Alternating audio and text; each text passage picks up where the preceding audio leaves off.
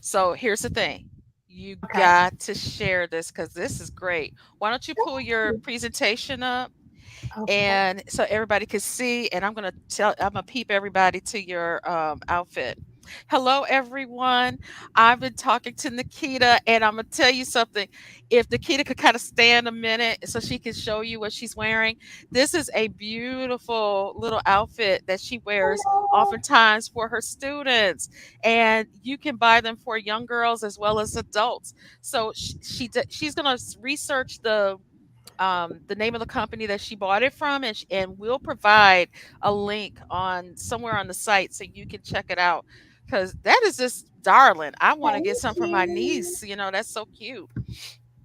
A lot of fun. So You. you're going to click the share button, and then you're going to, just like in Zoom, at the bottom of your screen, and you're going to It's click the this share. here, but I'm just trying to make sure I can actually give my presentation Yeah, up. pull your whole presentation up in a tab, and then once you click the share screen, then you'll be able to share the entire screen.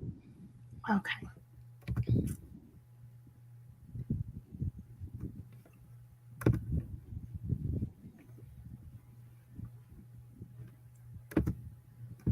Okay. So do you see share at the bottom of of I the entire big screen? do. Hmm. It's like the share is not clickable, like it's gray. Oh, really? That's weird. Yeah. Okay, okay. I think I got it. There we go. Okay. Chrome tab. Yay! Look at me. I am from the old school. I am a rocking chair librarian. Okay. So it's I'm not. sharing this. There Can you we see go. it? There we go. It's Yeah. all the way up now. Okay, Okay. great. Okay, so you're a Canva lover too, like me. As of last night at about 8 o'clock, I Yeah, I became. absolutely love Canva for presentations. They're great. I'm going to disappear in just a second, Oh but before wow. I do want to introduce our next speaker. You already heard me call her by her first name, but um, we talking clothing, so we're having a lot of fun here. Nikita is going to be presenting today. And the wonderful thing is, Nikita is how many years you've been working as a librarian?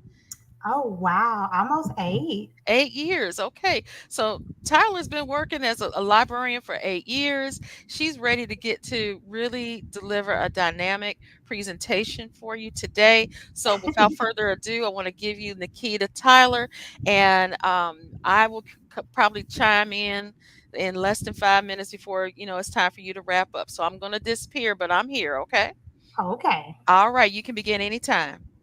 Good morning, everyone. I know I sound like good morning, boys and girls, but good morning, everybody. Thank you so much for joining me and um, taking interest in my humble little subject. So, my presentation is titled Pivot in a Divot, Shape-Shifting in Librarianship. And what inspired it is that I find as a librarian, we are often called upon to take on a lot of ancillary roles. And the assumption is, oh, you're a librarian, you can do it. It's reading related. And sometimes that catches us off guard. Sometimes it is very, very much stress inducing. But today, I just want to challenge you to reframe your perspective and think of the benefits of these other duties as assigned. And I am Nikita Tyler. Yay. And I just learned Canva last night. I totally freestyled and taught myself. So if it looks good, that's all me. If it doesn't, I don't know. I blame the program. So just a little bit about myself. After 4 years of teaching secondary ELA, I just noticed that my students were very discouraged and disengaged because of the way reading was taught as a test taking skill. And that made me sad. So I wanted to go back and see if I could recapture the littles. I had an amazing, amazing librarian. She's still with us. She's about in her 80s, and I still talk to her. And so I wanted to be that for my younger people, because if you can get a child to love reading, you can have a reader forever, and the academic side will come naturally. So after about 4 years of that, I started my library journey in the public sector.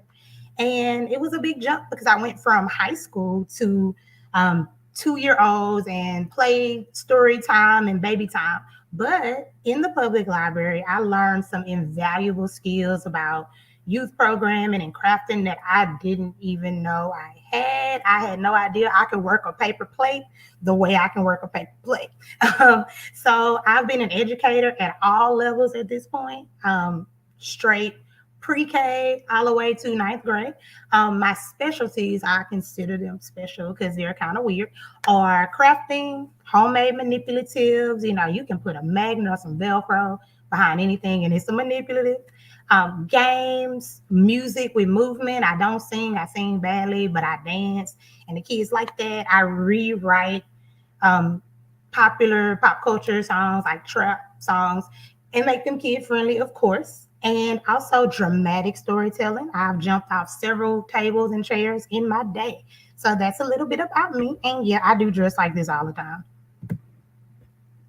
So, just to get us started, I wanted to give us some key terms. You know, we got to have our key terms because reading teachers, hello. So, two words, pivot. To pivot is obviously a verb. It's to adapt or improve by adjusting or modifying something, such as a product, service, or a strategy. We're going to be talking about strategies today. And also, divot, noun, a small dent, a small depression, or hollow. And I am from a district previously where we had to have learning intentions posted, or they'd have your head. So I wanted to give us some good learning intentions, let us know a roadmap for where we're going today. So our learning intentions are: a boss librarian inventories their strengths and certifications, anticipates other content and enrichment areas, or administrative roles and the strengths and certifications they have and how they fit with those. A boss librarian keeps reading and librarianship at the center of whatever additional role, no matter what that you take on. A boss librarian spins newfound assigned duties or other duties as assigned into marketable resume highlights. And they also borrow sample projects and ideas to build a repertoire. So, big borrow still. If you see it on Pinterest and you can change it, it's yours now. So, so, first, I challenge you to reframe your brain. It's going to start off like a rant, but it's not a rant. It's going to sound like a rant, but it's not a rant. So, other duties as assigned. Who among us who has served in capacities that do not pertain at all to librarianing? Me, can y'all see my hands? Both hands. It's all right. We're off the clock. We can talk about it. It's a safe place. I understand. Me too. What happens in the library stays in the library. Now, I know some of us wish that our administrators would kind of keep that same separatist energy in planning, because a lot of times what happens in your library as you are shelving and minding your business starts to spill into diverse classrooms, any classroom, the science lab, the computer lab, the counselors or specialist office, an after school program. You may even end up driving a bus. Anything can happen. So, um, again, I want to challenge you to reframe your brain. This is not a rant, but a call to positive action. I consider myself an eternal optimist. Put on your favorite pair of cat eye glasses, which I usually have on when I don't have on my contacts, and just switch up your perspective. We librarians are highly trained specialists with a great breadth of knowledge and a depth of skills and a wide range of skills. Yeah. Isn't that why we got into librarianship in the first place? We accepted the call so that we wouldn't be kind of bound to a subject, so that we could let our creativity fly and get into some good geeky trouble, right? So this is our time to shine in times of adversity. This is where we dazzle. Okay. So um, I want you to think, when an administrator or a colleague asks you to take on some kind of, tertiary role, I don't want you to get upset. Do not quit your job. Times are hard. It's a recession. But I want you to think of those other duties as assigned as a supreme compliment. They are complimenting you. They may never tell you, but they're telling. How is this a compliment? They're giving me stuff to do. Boo, I'm busy. I have to manage a library and, develop and teach a curriculum. How is this a compliment? Good question. Glad you asked. Well, number one, when you are assigned extra duties, that means that you are necessary and you are integral. Librarian lives matter. I've been saying it. I got a shirt and everything. So we're in a field education that is just fraught with budget cuts and a lot of flux. In my current district, for a while, librarians were getting cut left and right. There was literally one job posting for the longest. So those little extras that you're being asked to perform might actually be the butter on your bread. So, baby, that's job security. Take that. Take that job security. Lean into it. Number two, we are experts. Everybody kind of knows this analogy, but when you're a little kid, if you don't want to wash dishes, the best way to get out of it is bloop, drop one on the ground, break it, and then nobody will ever trust you to do dishes again, right? So we're called upon to use our multifaceted skills because the uppers, they know that we're good. They trust us.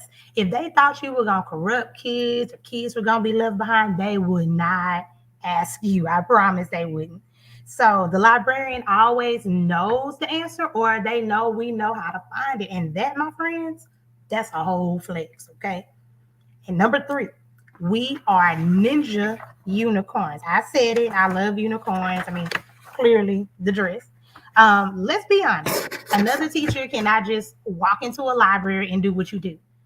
I think we just check out books, but what we do is, of course, very detail oriented, highly specialized, and we have to know everybody's content area, not just our own. But, and speaking of shoes, I like me a nice pair of ballet flats, just saying. But with our backgrounds, because we've often been teachers or some kind of specialists, we can actually walk into the classroom and, we can teach the subject. So celebrate that rarity and that stealth. I mean, because when was the last time you saw a ninja or a unicorn? If you did, I need to be where you are. I'm clearly in the wrong place. All right. So again, we are necessary and integral. We are respected experts and we are ninja unicorns. We are adaptable, flexible, elusive, all the things of the things. Right? So check your toolbox. As I said, when I entered the public library arena, I had no idea that I even liked art.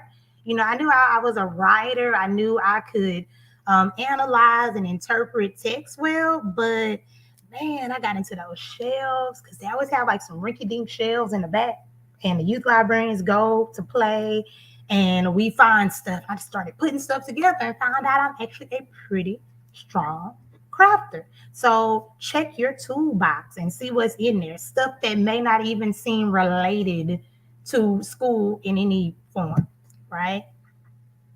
So take a minute to reflect on some of your super secret talents. You do karaoke, you do anime, and just drop those in the chat. Show me some love, y'all. I work with little kids. I like the hype. I like the hype. Um, just be thinking about some of the things you do just in your private time. Do you blog? Do you make podcasts? Just a few things. Are you an avid gamer, tabletop or video games? You a DIY diva or Don, amateur artist, a marketing whiz, grant writers, everything you ask for, you get because, your pen is fierce. I mean, all of those things qualify you to, more than qualify you to take on an extra role if you're called upon. So let's take a breath. Woosah, because I got bad news. Kind of good, kind of bad. But here comes the divot. All right. I recommend that you just assume you will be summoned preemptively, right? As soon as you walk in the door, just tell yourself, man, I'm about to be a librarian and something else. Just let it go ahead, absorb the shock. Don't get your feelings hurt. Just walk in. If it doesn't happen, you've been saved, but it most likely will because of the things that we discussed in the previous slide, right? So, think about what you're good at and how those talents would align with some of those hard to fill roles on your campus or some of those kind of high needs. We need all hands on deck roles, right? So, I got some, possible roles that you may be asked to play at your school.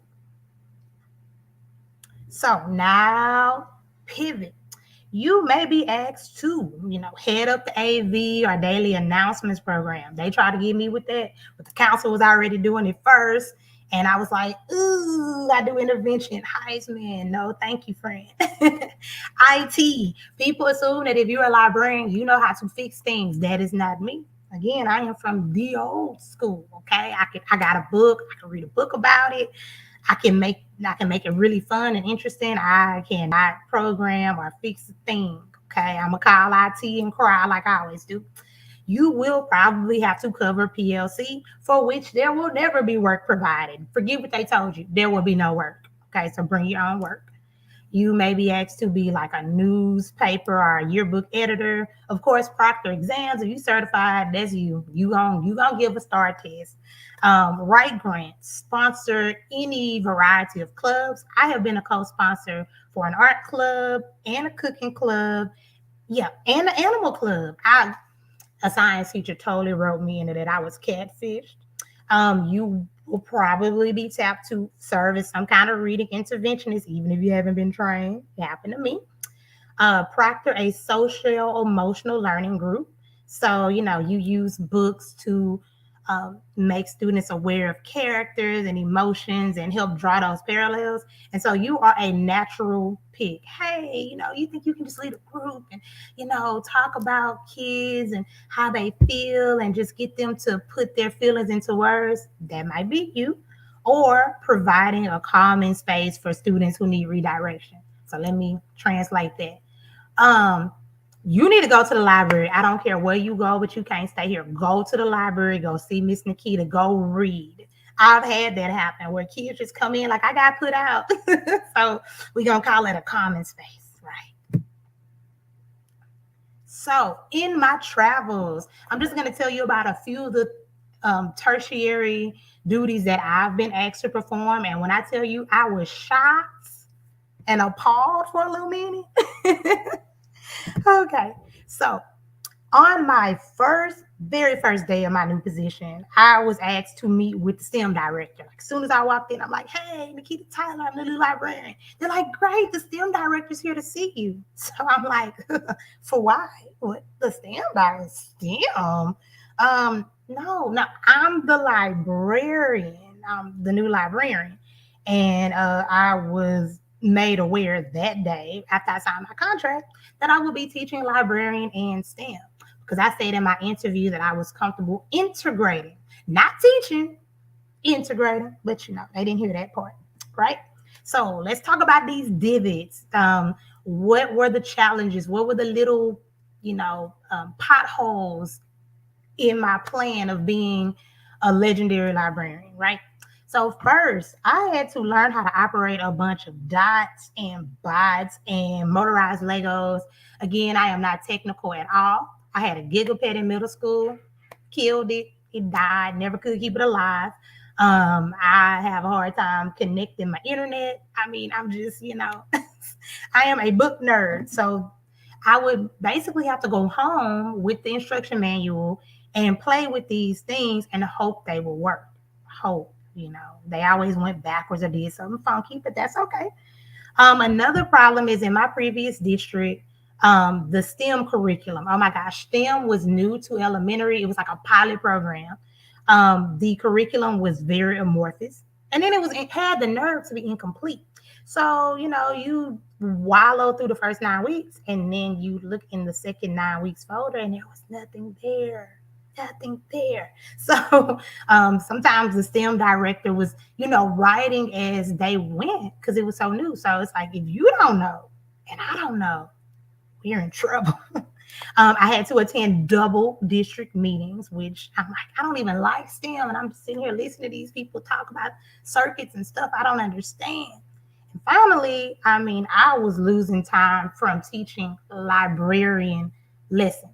It is always my goal that my students leave me knowing, the different sections of the library, the different functions of the library, Of course, alphabetical order, genres, how to self-select those types of things. And to me, that takes a whole year. Maybe the way I'm doing it is wrong. And so I'm like, I'm basically cutting my year of carefully constructed library lessons in half, and I had no type of formal training. Like they'd come by, give you a quick and dirty, and they leave you for dead. That's what would happen. So no kind of formal training. Never took science classes in library school, and I just kind of wasn't into it. I didn't feel a connection, and so it didn't seem, it didn't seem natural to me. So I took that and I turned those things into some pivots. So first, I kind of do what I want to do. I'm like, all right, we gonna teach them. We don't have to do it my way. So I would alternate between library and STEM bi-weekly. And I would put books into anything. So if I did teach a STEM lesson, there was always some type of reading selection integrated into that. And I would use that book to spin off into this STEM project. So an example would be library orientation. You get the B bots and such, and I would put little pictures under the mats, and I would have questions, and the students would have to program their bot to go to that particular section on the mat. Like, oh, okay, the circulation desk. Oh, okay, the nonfiction section. Also, I am pretty adept with the S in STEM, the TEM, not so much. But I like science. I can blow something up. I can color something. I can make some slime. So I found different experiments that align with the books I was reading. For example, we were reading the Lorax and we did tie dye coffee filters because all the colors in the Lorax. Balloon launchers, we did that for Whoosh. The Whisper phone, that was Horton Hears a Who. Oil spill, also the Lorax. We are water protectors, and slime. You can make slime go with anything. I made Valentine's Day slime. Slime is always about. Okay. My second role was an interventionist, more perturbing than the first. So, when we came back from COVID, when we were starting to return to campus, they removed library from the rotation. I was like, yeah, no library on the rotation. That means that I can manage my actual library. I can team teach. I can push in. I can collaborate. No, no, because they took library off. They said, well, we need you to do other stuff. You're going to be an interventionist. What? What? So, reading interventionists, of course, they have highly specific training. That is a whole other master's degree that does not intersect with librarianship at all. Maybe not in my school. There is Fountains and Pinnell. There are these diagnostic and monitoring tests. There's like first tier, second tier, third tier, and I never knew which one was which. So these are again very specific. And there's this immense pressure because you're responsible for these kids, leveling up and getting to the next tier. I mean, your instruction can very well help them and move them along, or it can keep them back. So I felt a lot of like, panic about that. Like, man, I don't know enough to confidently say we gonna move up. And then there was a lot of shifting. So as an interventionist in the morning, I had to just kind of sit in online with the students and help them with their work. So when a teacher finished the lesson, I would just take them into a private teams meeting and just help them with their work. So that was cool. But in the afternoon, I had writing boot camp, like whole writing workshop. And luckily, the teacher was nice enough to kind of, give me the topics. And then I would go and have to forage, my own activities. And sometimes she would give me things. And, as I got comfortable, I make my own things. So that was a shift. So you're going from reading to writing to, at the very end of the day, Fountains and Pinnell. And again, I taught secondary. I'd never seen a Fountains and Pinnell book in my life. So they're like, oh, you used to teach? I'm like, I taught high school. This is not the same. It's not the same. We have So, about 1 minute before we do Q&A. oh no. Okay, okay. And so I just made Fountains and Pinnell very predictable. Picture walk, round robin reading. vocabulary, with Freya models, it's always like the same pattern. It took the crazy out of it for me. The students knew what to expect. Good reading skills are universal. I mean, the things you need to be a good reader, everyone needs. So I just hit it from that aspect. And I got to really make a community with my three different groups. Each group had their own dynamic. And working with a small group, I really got to know those kids and know what their struggles were. And it was really beautiful. So, and I will attach this presentation so that you can look at it. But basically, what I want you to know is that books are the focal point and the heart of whatever you do. Do not lose yourself trying to be the reading interventionist, trying to be the STEM teacher, because that role will change again and you'll be completely lost. Be the librarian. And always promote your library because you show, hey, reading is the linchpin to everything. So that actually um, bolsters your position as a librarian, right? So, I had a second grade student tell me, why are we always reading books in the STEM class? And I said, well, this is a library cake. And when you cut it open, it's like the STEM sprinkles. Surprise. So I will provide this, but these are a list of books that I've read and activities that were either STEM related or socio emotional related. Again, you'll have access to these, but these are just some books I used across the content areas. Yeah. Um, Definitely open to Q&A. If I don't know the answer, we will get to the answer together. Are we ready for Q&A? Sure thing. If you have a question, we have about 4 minutes left. Just drop it into the chat. And if you would be so kind as to read it to me, for whatever reason, I can't see myself. Sure, no problem. Yeah, that's what I'm here for. Okay, I'm like, I could have had a booger this whole time. Ooh, you're getting a lot of praise in the chat. And Me? I will say this: yes, you are an example of lemons, making lemonade out of lemons. Thank you. Because a lot of us have experienced tough situations in our schools, and you have found a way to just be the librarian, to find That's to my hashtag. I'm rise just above it. the librarian. I say that all the time. So it's just a lot of praise, and everybody's like taking in everything you said. A question, a question did come up. Where can you see the presentations? Presentations will be uploaded to the conference, excuse me, to the PD Google site by the end of the day, so you can see the presentations. I just ask that you always quote uh, the author of these presentations. In other words, please just don't take their work. Give them credit. Give them credit. Um, Safe I is do have a fair. question here. Okay. Um, Let me show it here. What is at least one way you promoted your library? I just want to be the librarian. Again, I keep books as the focal point. Hmm. I display a lot of my student work.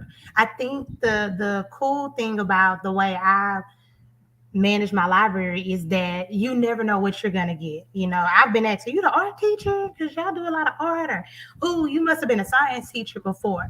And so all of that variety actually promotes the library because it's like that element of surprise. Kids are like, the library is not just about learning how to read. A lot of times they're learning and they have no idea they're learning.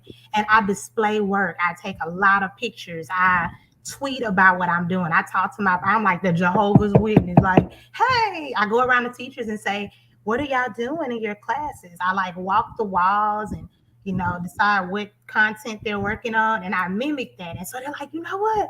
The librarian, she really worked with my students on non-text, nonfiction text features. And so that way they don't, they start to see you and your expertise. So definitely promotion. And I mean, the clothes, man. It's the clothes. It's the bun. One last question, if you can answer in less than 10 seconds, because we have to jump into the next session. Have Gotcha. you ever been able to say no to any requests and take you out of your lane? It's clearly not just my district where being a team player is the norm.